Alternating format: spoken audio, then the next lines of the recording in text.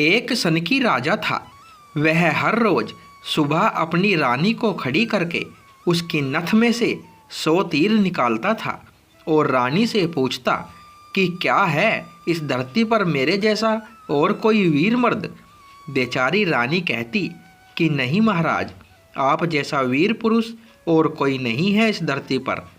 समय बीतता गया और एक दिन रानी की माँ रानी से मिलने आई। जब रानी की माँ ने रानी की हालत देखी तो उसकी आंखों में आंसू आ गए और वह बोली, बेटी, यह तूने कैसी हालत बना रखी है, बिल्कुल सूखी लकड़ी की जैसी हो गई हो। तुम्हें कोई बीमारी है या कोई दुख दे रहा है या फिर तुम्हें समय से खाना नहीं मिल रहा। आखिर ऐसी कौन सी बात है जो अपने मन में दबा कर बैठी हो। अब रानी कैसे अपना दुख अपनी माँ को बताती कि राजा हर रोज़ सुबह उसे खड़ी करके उसकी नथ में से 100 बार तीर निकालते हैं और हर तीर में मानो उसका कलेजा बाहर निकलने को होता है। अगर वह जरा सी भी इधर उधर हुई या राजा का निशाना जरा सा भी चूका तो बात जान पर आ जाएगी। जब माँ ने बार बार जोर देकर रानी से पूछा तो रानी बोली, क्या बताऊँ माँ, किसी चीज़ की कोई कमी नहीं है। अन्न का भंडार भरा हुआ है और पीने का अच्छा पानी है। फिर माँ ने कहा, तो फिर और क्या बात है बेटी। जब माँ ने रानी का हाथ पकड़कर और अत्यंत करुण स्वर में पूछा तो रानी बिना बताए रह ना सकी और बोली, माँ, तुम्हारे जमाई राजा हर रोज़ मेरी नाक की नथ में से 100 बार तीर निकालते हैं, जिससे मेरा दिल थर थर काँपता है। मेरी तरफ आता हर तीर मेरी जिंदगी का आखिरी तीर जैसा लगता है। यही बात मुझे हर समय अंदर ही अंदर तोड़ती रहती है कि आज तेरा आखिरी दिन है। बस माँ, इसी चिंता में कुछ भी खाना पीना हलक से नीचे नहीं उतरता। रानी की माँ ने हैरान परेशान होते हुए कहा, यह तुम क्या कह रही हो बेटी, यह कब हुआ। रानी बोली, माँ, यह मत पूछो कब हुआ, बल्कि यह पूछो कि कब नहीं हुआ। राजा हर रोज़ सुबह सबसे पहले मुझे खड़ी कर मेरी नाक की नथ पर 100 बार तीर का निशाना लगाते हैं, उसके बाद ही अपना दिन शुरू करते हैं। रानी की माँ ने पूछा, क्या राजा कुछ बोलते भी है। तो रानी बोली, हाँ माँ, वो कहते हैं कि क्या है इस धरती पर कोई मेरे जैसा वीर पुरुष। रानी की माँ कुछ सोचते हुए बोली, बेटी, चिंता मत करो। कल जब राजा तुमसे ऐसा पूछे तो कहना, दुनिया में मर्द बहुत है, घर में नहीं तो बाहर है, और बाहर निकलो शेर को 1.25 शेर बहुत मिलेंगे। बस इतना कुछ कहकर रानी की माँ रानी से विदा लेकर अपने घर को चली जाती है। अब रानी को अगली सुबह होने का इंतजार था। अगली सुबह हुई। राजा ने सोती हुई रानी का हाथ पकड़कर उठाया और कहा, रानी, अब उठ जाओ, समय हो गया है। रानी ने मन ही मन सोचा, हे भगवान, बस आज और बचा ले। उसके बाद तो जो माँ कहकर गई थी वही राजा से बोल दूंगी। रानी उठकर बाग में जाकर आंखें बंद करके अपनी नथ पकड़कर खड़ी हो गई। राजा ने रोज की तरह आज भी एक एक करके कुल 100 तीर रानी की नथ से निकाली। उसके बाद राजा ने फिर से वही बात दोहराई कि बोल रानी, है कोई मेरे जैसा इस दुनिया में वीर पुरुष। रानी ने हिम्मत जुटाकर बोला, महाराज, दुनिया में सूरवीर मर्द बहुत है, घर नहीं तो बाहर, बाहर निकल कर देखो, शेर को 1.25 शेर बहुत मिल जाते हैं। उसके बाद राजा गुस्से में बोला, ठीक है रानी, अगर यही बात है तो कुछ खाने का सामान दो, मैं जा रहा हूँ बाहर। बाहर सूरवीर मर्द बहुत है, मैं भी तो देखूँ कौन है मेरे जैसा या मुझसे अधिक सूरवीर मर्द इस दुनिया में। और फिर थोड़ा बहुत खाने पीने का सामान लेकर राजा निकल पड़ा बाहर। चलते चलते एक कच्चे रास्ते पर चल दिया। थोड़ी दूर चला तो देखा एक आदमी रास्ते के किनारे पर लेटा हुआ ऊपर की तरफ एक टक देखे जा रहा है। राजा को बहुत ही आश्चर्य हुआ।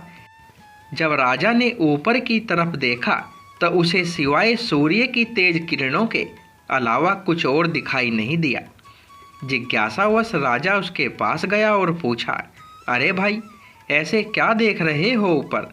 वह काना आदमी बोला, इंद्र के अखाड़े में परियों का नाच हो रहा है, वही देख रहा हूँ। राजा ने एक बार फिर से ऊपर देखा, लेकिन इस बार भी राजा को कुछ दिखाई नहीं दिया। तो राजा का आश्चर्य और ज़्यादा बढ़ गया। काने आदमी ने ऊपर की ओर ध्यान लगाए राजा से पूछा, तुम कौन हो भाई और कहाँ जा रहे हो? राजा बोला, मैं मालवार का राजा हूँ। मैं दुनिया में सूरवीर मर्द को देखने जा रहा हूँ। काने को बड़ा ही अचंभा हुआ। काना थोड़ी देर बाद सोचकर बोला, तो थोड़ी देर मेरी प्रतीक्षा करो भाई। नाचते नाचते एक परी की पायल टूट गई है, वो नीचे गिरने वाली है। बस उसको लेकर मैं भी तुम्हारे साथ सूरवीर मर्द देखने चलूँगा। कुछ ही देर में आकाश से छम की आवाज़ से पायल को उठाया और जेब में रख लिया और बोला, अब चलो भाई मर्द देखने। मर्द आखिर होते कैसे हैं, मैं भी तो देखूं। राजा के आश्चर्य की कोई सीमा नहीं थी। उसका अहंकार तो यहीं ख़त्म हो गया था। उसकी हवाइयाँ उड़ चुकी थी। राजा सोच रहा था, तो अपनी रानी की नथ से तीर निकालकर खुद को बड़ा सूरमा समझ रहा था। तुझसे ज़्यादा तो यह काना ही है। एक आंख से अंधा होते हुए भी इंद्र के अखाड़े की परियों का नाच देख रहा है। अब राजा और काना आदमी दोनों एक साथ चल पड़े। राजा और काना आदमी अभी कुछ ही दूर चले थे कि आगे एक नौजवान व्यक्ति धनुष बाण लिए किसी की प्रतीक्षा में बैठा था। राजा ने उससे भी पूछा कि क्यों भाई, यहाँ क्यों बैठे हो? वह लड़का बोला, अपने दोस्त की प्रतीक्षा कर रहा हूँ। राजा बोला, कहाँ है तुम्हारा दोस्त? वह बोला, मैंने 100 कोस दूर तीर मारा है, वह उसे लेने के लिए गया है। इतना सुनते ही राजा के कान खड़े हो गए। आपको बता दें कि पुराने समय में दूरी जो मापने के लिए किलोमीटर या मीटर नहीं, तब लोग कोसों के द्वारा ही दूरी को मापते थे। उस समय एक कोस का मतलब आज का लगभग 3 किलोमीटर होता था।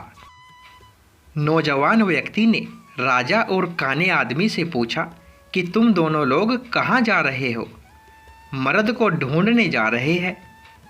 उत्सुकतावश नौजवान ने कहा, तो भाई हम भी चलेंगे तुम्हारे साथ मर्द देखने।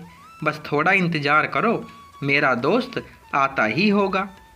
राजा बोला, 100 कोस से आज ही थोड़ा ना आ जाएगा, उसे तो कई दिन लग जाएंगे। नौजवान ने हंसते हुए कहा, नहीं मान्यवर, उसे 100 कोस से आने और जाने में सिर्फ 1 घंटा लगता है। थोड़ी ही देर में एक अपाहिज लंगड़ा व्यक्ति नौजवान द्वारा छोड़े हुए तीर को लेकर आ रहा था। राजा रानी की नथ से हर रोज 100 तीर निकाल देने से खुद को सूरवीर कहता था। आज उस राजा से बहुत से सूरमा टकरा रहे थे।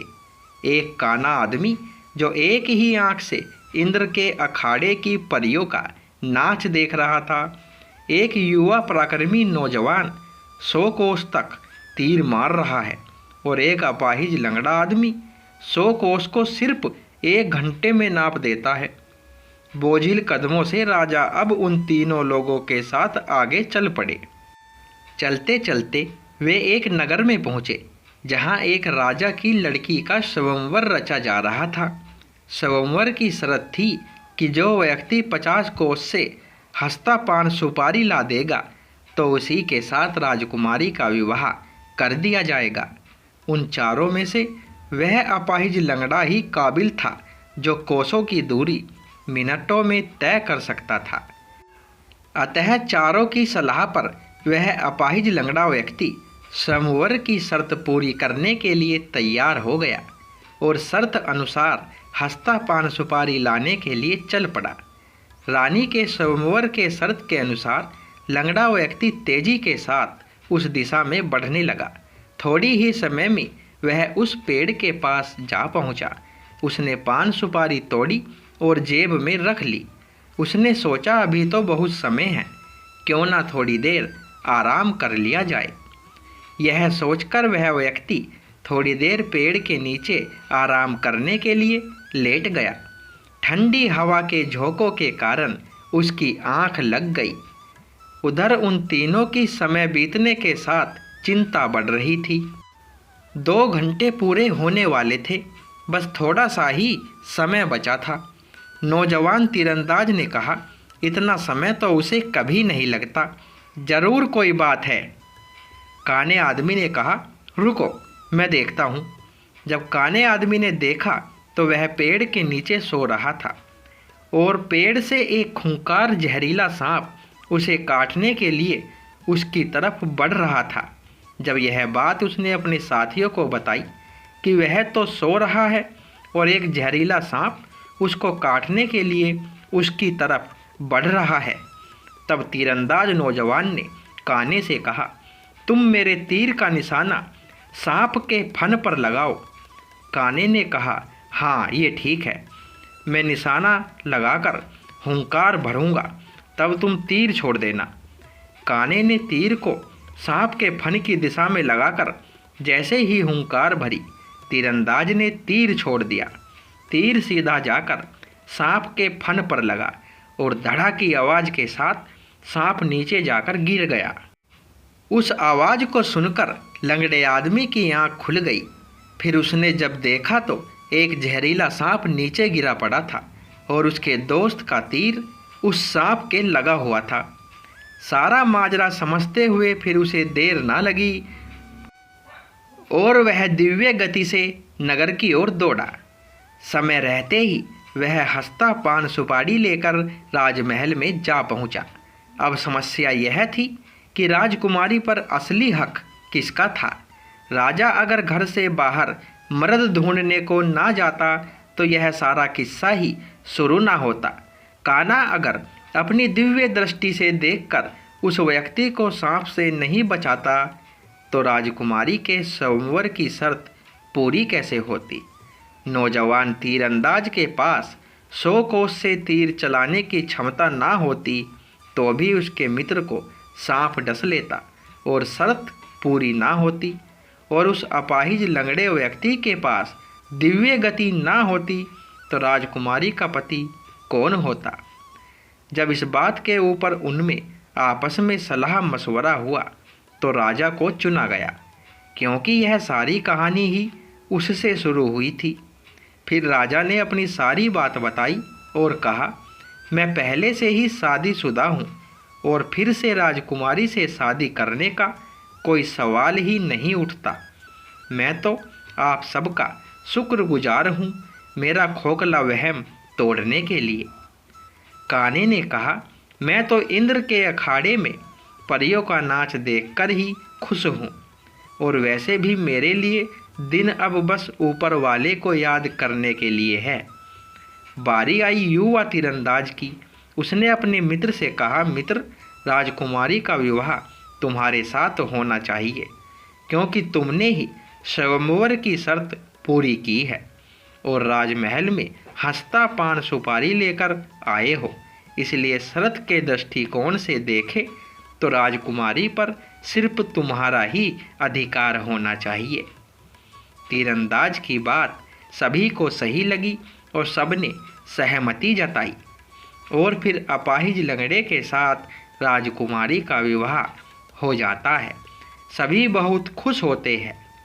राजा सभी को अपने राज्य में आने का निमंत्रण देते हैं और खुशी खुशी उनसे विदा लेते हैं और अपने मन में वह रानी के साथ दुर्व्यवहार ना करने की शपथ लेते हैं। तो दोस्तों, जीवन में कभी भी खुद की ताकत को अपनों के ऊपर आजमाने की कोशिश नहीं करनी चाहिए। दोस्तों, कहानी पसंद आई हो तो वीडियो को लाइक और शेयर करें और चैनल पर पहली बार आए हो तो सब्सक्राइब करें। धन्यवाद।